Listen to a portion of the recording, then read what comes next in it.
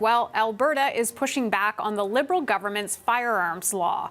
The province says it unfairly targets law-abiding gun owners like hunters and farmers.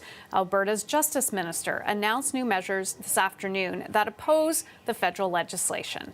The CBC's Erin Collins joins me now live from Calgary. The province here will be asserting its right to have its provincial Crown prosecutors move forward with any violations under the federal gun laws. So that's the first thing. The second thing, and potentially the more interesting aspect of this, is that the minister said that he's going to create a protocol, which basically is advice for Crown prosecutors, saying that it's not in the provincial interest, public interest, to pursue charges against folks who bought guns legally and then those guns subsequently became illegal. So that's obviously a shot over the bow at Bill C-21 and the firearms bans that have been pushed forward by the federal government. Have a listen to what Tyler Shandro said today. There is no direction to prosecutors in these matters. There's advice through guidelines, through protocols. There's dozens of protocols that provides advice to our Crown prosecutors. There is no direction, and there should be no direction. There should be no political intervention in prosecution decisions. That is left to our prosecutors. That's an important part of our democracy. So the minister underlining there that while there'll be advice, there'll be this protocol in place advising prosecutors not to pursue with these charges.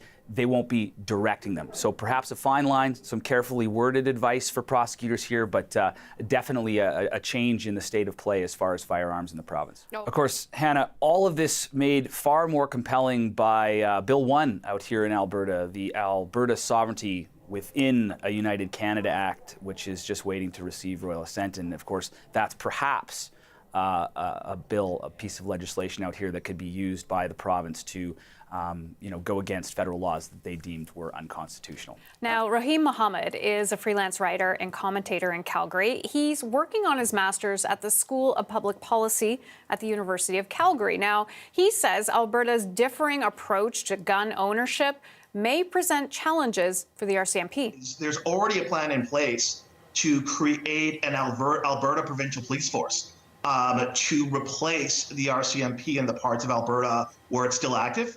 So this could be a way for Smith to say to the RCMP, okay, you're going to go along with us, you're not going to enforce the buybacks, and if you want to, we don't need you in Alberta. Either you go along with our protocol or we're going to kick you out of the province.